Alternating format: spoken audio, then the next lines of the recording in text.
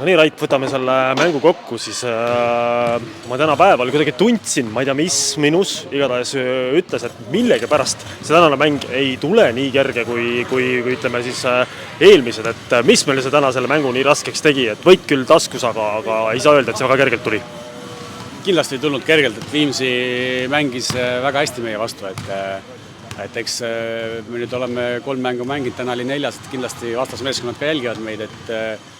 kuna meil on jälle palju uusi mehi, et meil on need nõrgad kohad, millega peame vaeva nägema ja aina rohkem vastasmeeskonnad hakkavad selle suruma, et tööd on vaja teha veel palju. Tunduski täpselt siit kõrvalt vaadates ka, et okei, et esimene poolaeg, ma ise mõtlesin ka sama, et esimene poolaeg, et väga punktis, aga me ei saanud tegelikult neid endal seljast lahti ka tegelikult teisel poolajal, et see võitlus käis tegelikult lõpuni, et mis need võisid, ütleme, sinu silme läbi need valukohad olla, millega me siis niivõrd kuivõrd ikkagi tegelikult lõppkogus hätta jäime? Ütleme, nii mõlemal pool väljakut oli meil, ütleme, nende kaitse oli natuke teistsugune, kui on meie vastu varem mängitud, ja sellega harjumine võttis meil aega, et mingitel momentidel jäime ümber selle kolmese joone liiga kauaks, et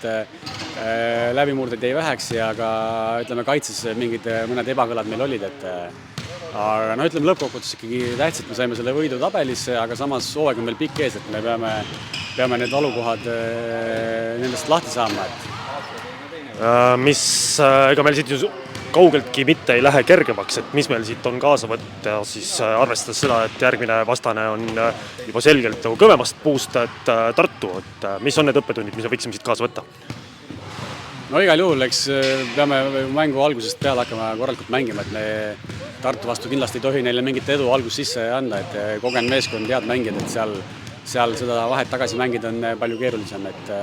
aga saab näha, eks see on siin on veel natuke aega, et jõuame taktikalised asjad ka üle vaadata ja kindlasti lähme kõva lahingut neile andma.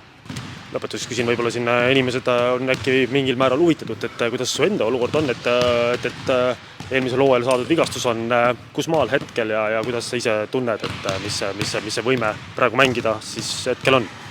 No eks mul on selles mõttes, mul on limiteeritud minutid, et ma arvan, et ma olen suht kindel, et järk-järgult lähen paremaks, et mul on tegelikult päris pikk tee veel minna, et see osa, mis ma väljakul teen, kindlasti ma tahaksin seda paremini teha ja mul on ikkagi praeguses seisus vaja kõvasti trenni teha, et see suvine taastumine jätab väikse jälje, et selles mõttes mul niisugust ongi, ütleme, treenimispõhja on veel vaja kõvasti laduda, et läheb veel aega, kuni ma jõuaks tagasi selle tasemele, mille ma tahaks jõuda. Selge, Rait, aga siis tänud, võita igatahes taskus, see on tõsiasi ja liigume siis siit koju.